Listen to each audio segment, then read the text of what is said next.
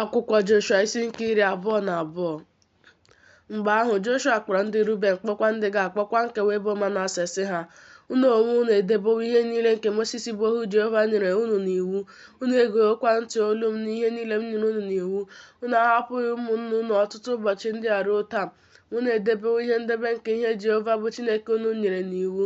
Ma ugbu a Jehova bụ Chineke unu emewo ka ụmụnne unu zuru ike dịka ọ gwara ha okwu. Ugbu a kwa chigharịanụ jere ụlọ ikwu unu n'onwe unu ruo ala ihe onwunwe unu nke Moses bụ ohu Jehova nyere unu n'ofe Jọdan. Naanị lezienụ anya nke ọma ime ihe e nyere n'iwu na iwu ahụ nke Moses bụ ohu Jehova nyere unu n'iwu, ịhụ Jehova bụ Chineke unu n'anya na ije ije n'ụzọ ya niile, na idebe ihe niile o nyere n'iwu, na ịrapara n'ahụ ya, na iwere obi unu niile na mkpụrụ obi unu niile fee ya ofufe. Joshua wee gọzie ha zilaga ha wee jere ụlọ ikwu ha. Ma nkewa ebo Manase ka Moses nyere ihe nketa n'ime Beshan, ma Joshua nyere nkewa ya ọzọ ihe nketa n'etiti ụmụnne ha n'ofe Jọdan n'akụkụ ọdịda anyanwụ. Ọzọkwa, mgbe Joshua zilagara ha n'ụlọ ikwu ha, o gọzie ha, gwa ha okwu sị, werenụ ọtụtụ akụ laghachi n'ụlọ ikwu unu, werekwa na anụ ụlọ bara ụba nke ukwuu, werekwa ọlaọcha, werekwa ọlaedo, werekwa ọla, werekwa igwe, werekwa uwe bara ụba nke unu. Soro na ụmụnne unu kewe ihe nkwata ndị iro unu.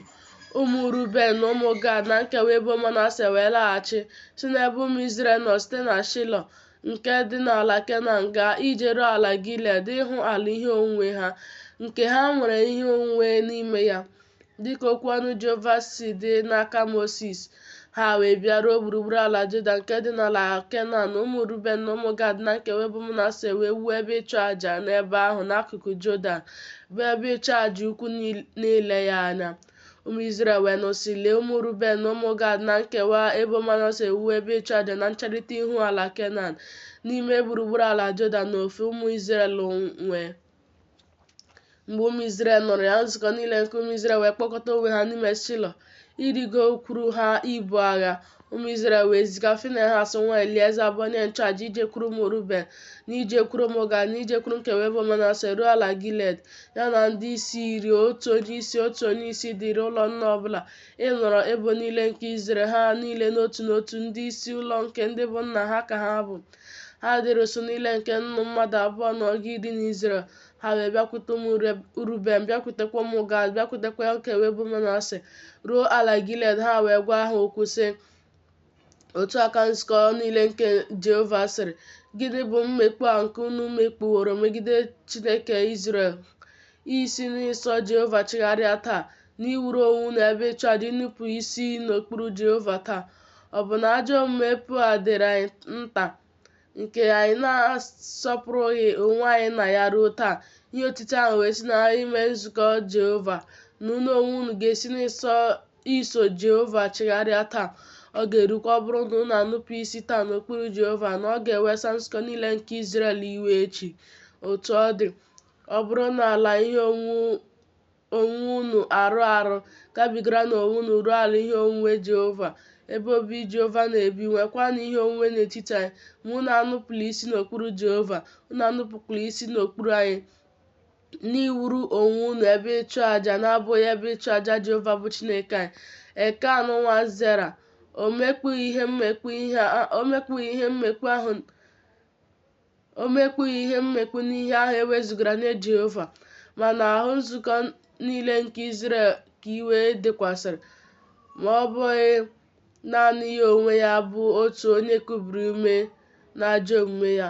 Ụmụ Ruben na ụmụ Gad na nkewa ebo Manase wee zaa gwa ndị isi ụsụ niile nke nnụnụ ndị ikom abụọ na ọgụ iri nke Izrel okwu sị, Chineke nke kachasị chi niile bụ Jehova, Chineke nke kachasị chi niile bụ Jehova.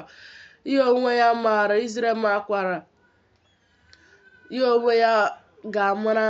Ọ bụrụ na ọ bụ n'ime nnupụ isi, ọ bụrụkwa na ọ bụ n'ime mmekpu megide Jehova, azọpụtala anyị taa, ka anyị wuoro onwe anyị ebe ịchụ àjà isi n'iso Jehova chigharịa. Ọ bụrụkwa na ọ bụ isuru àjà nsure ọkụ ma ọ bụ onyinye ịnata ihu ọma n'elu ya, ọ bụrụkwa na ọ bụ ịchụ ihe àjà nke aja udo n'elu ya, ka Jehova onwe ya jụọ ese ya.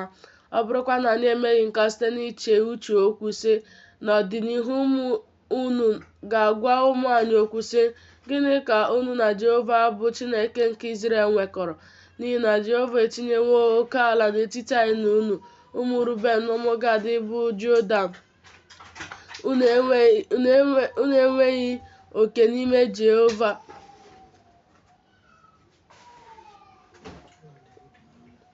Ụmụ unu ewee mee ka ụmụ anyị kwụsị n'ịtụ egwu Jehova. Anyị wee sị, biko ka anyị doziere onwe anyị iwu ebe ịchụ aja nke a, ọ bụghị isuru aja nsure ọkụ, ọ bụghịkwa ịchụ aja, kama ihe àmà ka ọ ga-abụ n'etiti anyị na unu, n'etiti ọgbọ niile unu, nke ụmụ anyị ndị ga-anọchi anya anyị, ka anyị wee were aja nsure ọkụ niile anyị, werekwa aja niile anyị, werekwa aja udo niile anyị fee ofufe Jehova n'ihu ya, ka ụmụ unu wee ghara ịsị ụmụ anyị n'ọdịnihu, unu enweghị oke n'ime Jehova. Anyị wee sị, ọ ga-erukwa mgbe ha ga-asị anyị, sịkwa ọgbọ niile nke ụmụ anyị n'ọdịnihu, otu a na anyị ga-asị, leenụ ihe atụ nke ebe ịchụ aja Jehova nke nna anyị ha mere, ọ bụghị isuru aja nsure ọkụ, ọ bụghịkwa ịchụ aja, kama ihe àmà ka ọ bụ n'etiti anyị na unu. Ya bụrụ anyị ihe ara ịnụpụ isi n'okpuru Jehova, n'isi n'iso Jehova chigharịa taa, iwe ebe ịchụ aja, isuru aja nsure ọkụ, maọbụ inye onyinye ịnata ihu ọma, maọbụ ịchụ aja na-agụghị ebe ịchụ aja Jehova bụ Chineke anyị dị n'ihu ebe obibi ya. Finehas bụ onye nchụaja na ndị isi nzukọ Izrel bụ ndị isi usuu niile nke nnụnụ ndị ikom abụọ na ọgụ iri nke Izrel, ndị soro ya jee wee dokwu niile nke ụmụ Ruben na ụmụ Gad na ụmụ Manase kwuru, o wee dị mma n'anya ha.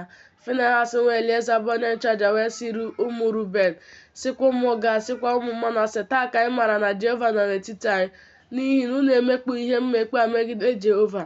Ugbu a ka unu napụtaworo ụmụ Izrel n'aka Jehova. Finehas nwa Elieza bụ onye nchụaja na ndị isi wee si n'ebe ụmụ Ruben na ụmụ Gad nọ n'ala Gilead lọta ruo ala Kenan, lakwuru ụmụ Izrel wee weghachiri ha okwu ahụ wee dị mma n'anya ụmụ Izrel. Ụmụ Izrel wee gọzie Chineke, ha ekwughịkwa okwu irigo kwuru ha ibu agha ibibi ala nke ụmụ Ruben na ụmụ Gad na-ebi n'ime ya.